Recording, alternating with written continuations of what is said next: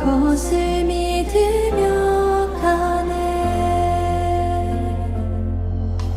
주의 보좌로 나아갈 때에 나 여전히 부족하나.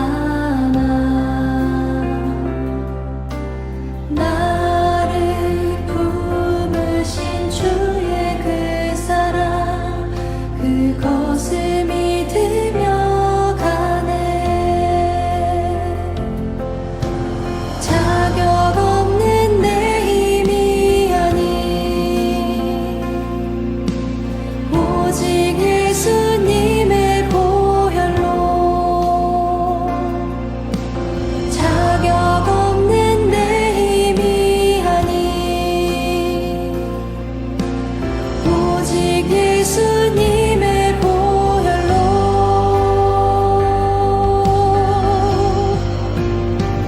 십자가의 보혈, 온전하신 사랑, 힘입어 나아갑니다.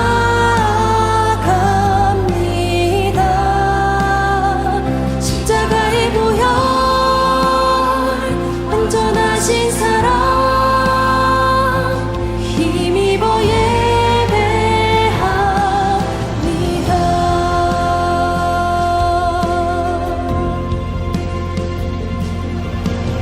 주의 보좌로 나아갈 때에 어떻게 나가야 할까?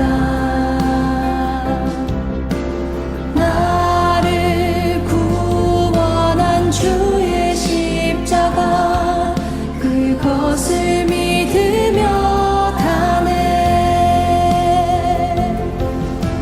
자격 없는 내 힘이 아닌 오직 예수님의 보혈로. 자격 없는 내 힘이 아닌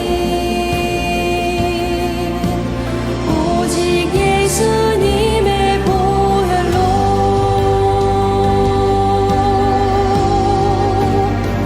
십자가의 보혈, 온전하신 사랑, 힘입어 나아갑니다.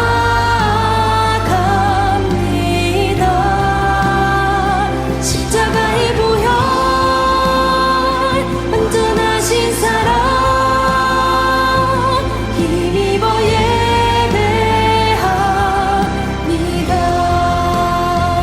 십자가의 보혈, 온전하신 사랑, 힘입어 나아갑니다.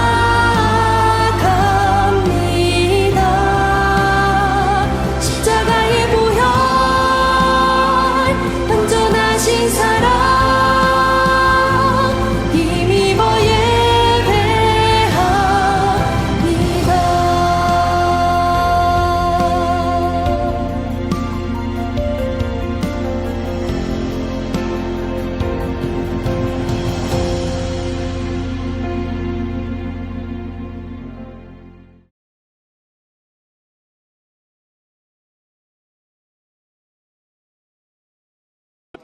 예수님께서는 자신에게 닥칠 일을 다 아시고 그들 앞으로 나서며 물으셨습니다.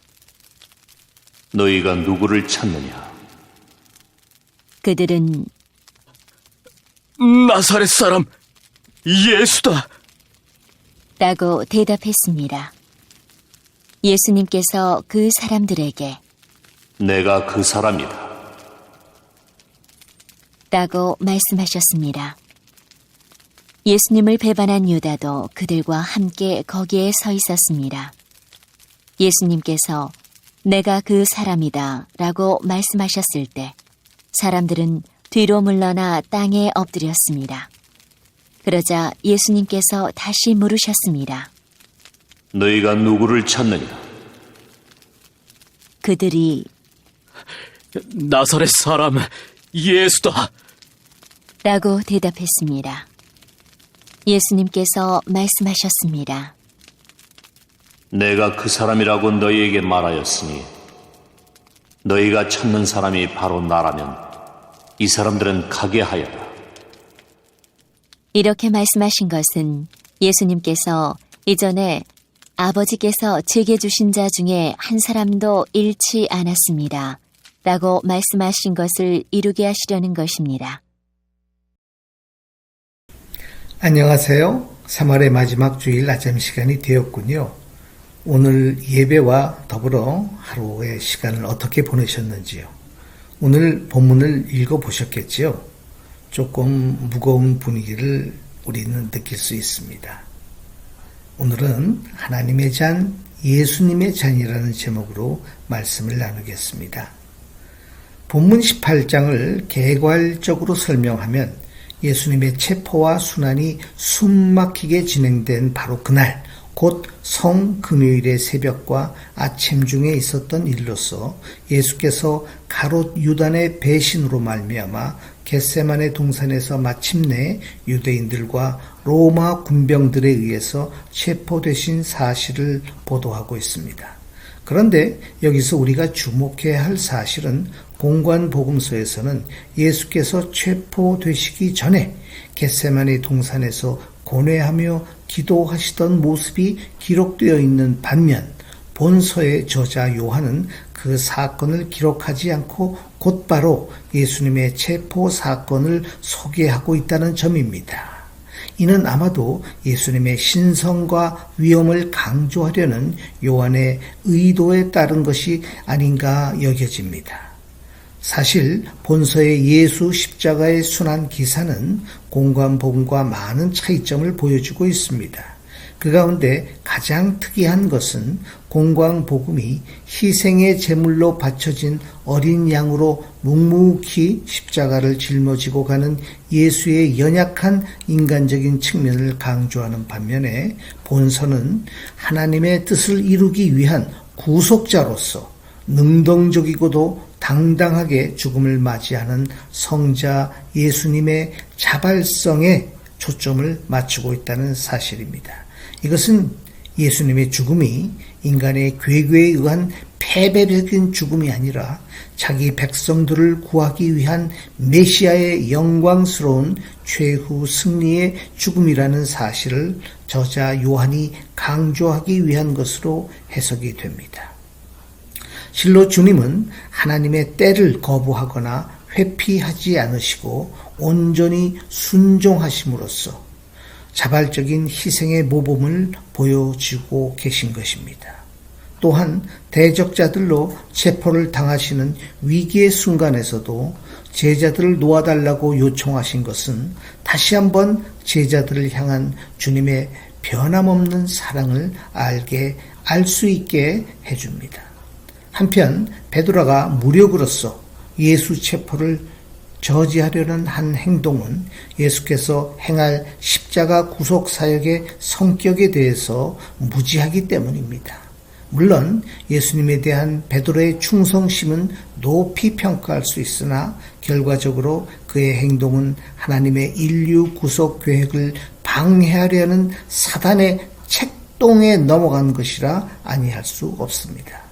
그래서 예수님께서는 베드로를 가볍게 책망하시고 베드로의 칼에 귀가 잘려나간 대제사장의 종 말고의 귀를 다시 고쳐주신 것입니다. 그리고 11절에 등장하는 하나님의 잔, 예수의 잔, 즉 하나님께서 주신 잔은 예수께서 십자가에 당할 고난과 죽음을 상징합니다. 이 단어는 본서에서는 본문에 딱 한 번밖에 등장하지 않습니다. 하지만 공관복음서에서 사용한 용례들은 많이 있습니다. 결국 예수께서 십자가에 순환당하심은 유대의 배반이나 부패한 종교자들의 이 모략에 의한 비참한 죽음이 아니라 택한 자들을 구원하시기 위한 하나님의 위대하신 구속 계획에 의한 것이었습니다. 더욱이 하나님께서 주신 이라는 말은 예수께서 아직 자신에게 이루어지지 않은 십자가 사건을 이미 이루어짐과 마찬가지로 여기고 있다는 것을 알 수 있습니다. 인성을 지니셨기에 자신이 당할 고난을 피할 수만 있다면 피하게 해달라고 기도까지도 했지만 요한은 하나님의 뜻에 순종하여 의연하게 십자가의 죽음을 이미 자신의 것으로 임한 것으로 받아들인다는 사실을 집중적으로 기록하고 있습니다. 이는 요한이 예수님의 인성보다는 신성을 부각시키는 데 중점을 두었기 때문입니다.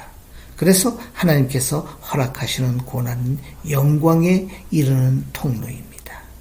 우리가 11절 조금 더 자세히 보게 되면 하나님 아버지의 뜻에 온전히 순종하고자 하시는 이 예수의 이 확고한 의지가 나옵니다. 예수께서는 그것이 비록 고난과 죽음이라는 최악의 것이라고 해도 하나님 아버지께서 허락하신 것을 피하지 아니오자 하였습니다. 이것은 우리가 우리에게 찾아오는 고난에 대한 가져야 될 한 바른 자세가 무엇인지 알게 합니다. 여러분, 우리는 자신이 당하는 환난이나 시련이 우연히 주어진 것이라고 생각해서는 안 됩니다. 욥의 경우를 통해서 확인할 수 있듯이 그것은 하나님께서 허락하셨으므로 임한 것입니다. 무슨 일이든지 우리에게 일어나는 모든 것들은 마귀가 임의적으로 하는 것도 혹은 팔자가 그렇게 태어났거나 운이 없어서 그런 것도 아닙니다. 그것은 다 하나님이 허락하신 것입니다. 따라서 우리는 이런 일을 당하게 될 때 먼저 하나님의 섭리를 생각하고 불평하지 말아야 합니다. 우리를 사랑하시는 하나님께서 우리에게 허락하신 것이라면 꼭 필요하고 유익한 것이 분명합니다. 그래서 성경 야고보서 1장 2절에서 4절은 우리가 여러 가지 시험을 만나게 될 때 온전히 기쁘게 여기라 가르치고 있는 것입니다. 그것이 일시적으로 고통을 주는 것은 사실이지만 이것을 통해서 마지막으로 많은 축복을 얻기 때문입니다. 하나님께서 우리에게 고난을 허락하셨다면 거기에는 반드시 선한 목적이 있음을 우리는 알아야 합니다. 신앙에 따르는 고난은 영광이라는 동전의 다른 면이 있습니다. 또한 이것은 우리가 하나님께서 약속하신 영광에 들어가는 통로이기도 하기 때문입니다. 아무리 특별한 사람이라도 이 통로를 거치지 않고는 거기 이르지 못합니다. 그러므로 우리는 고난이 올 때 일부러 이를 피하려 하지 말아야 합니다. 우리가 아는 대로 바울은 참으로 많은 어려움과 고난을 겪은 사람입니다. 하지만 그는 이에 대해 단 한 번도 불평한 적이 없으며 도리어 주께 감사했습니다. 그는 고난의 의미를 알고 있었기 때문입니다.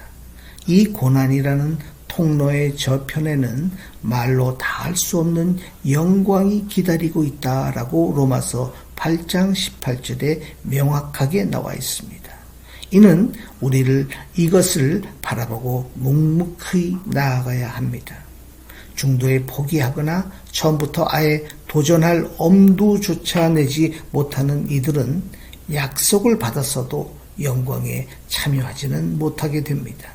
사랑하는 여러분, 우리가 이 세상에서 어떤 위치에 있든지 예수께서는 귀하게 여기시는 하나님의 자녀들이라는 점을 한시도 잊어서는 안 됩니다. 그분은 우리를 매우 특별한 존재로 여기십니다. 저도 최근에 개인적으로 질병으로 인한 고난의 시간을 보냈습니다. 눈 신경이 마비가 되어 물체가 뒤집혀 보이고 둘로도 보이고 금방 어지러워서 갑작스럽게 입원을 하게 되었습니다. 교회 목사로서 자기 자신의 몸 관리도 소홀히 했다는 자괴감도, 또 예배에 참석 못하며 또 맡겨진 부서도 돌보지 못한다는 자책감으로 몹시 괴로워했습니다. 그러나 그동안 깨닫지 못했던 각종 죄와 욕심을 회개하는 시간이 된 것, 또 빠른 시간 내에 하나님께서 많이 우리 신경을 회복시켜 주신 것, 또 가족의 사랑을 더 깊이 알게 한 것 등 더 많이 하나님께 감사했습니다. 이 고난의 시간을 통해서 하나님에 대한 믿음도 더 깊어지는 경험을 했습니다. 그렇습니다. 우리는 세상에서 많은 어려움을 당할지라도 불평하지 않고 믿음을 지켜야 합니다. 우리를 사랑하고 위하시는 그분은 하늘과 땅에 있는 모든 권세를 가지셨으므로 자기를 따르는 모든 사람을 완전하게 지키실 수 있습니다.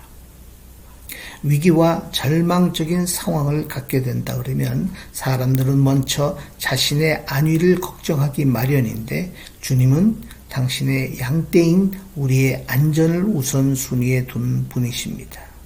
예수 그리스도야말로 우리가 안심하고 따르며 우리의 인생을 맡길 수 있는 유일한 분이십니다. 그분이 인도하시는 곳 어디든지 따라가는 성도가 인정을 받고 칭찬을 받게 됩니다. 이번 주도 주님께 감사하며 지내는 한 주가 되기를 소망합니다. 아멘. 오늘 주신 말씀을 기억하면서 다음 내용을 서로 묵상해 봐요.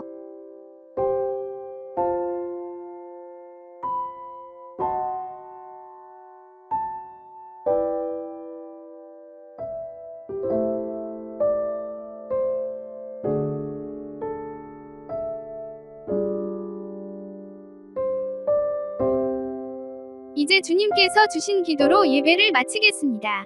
정성껏 마음 모아 기도합시다.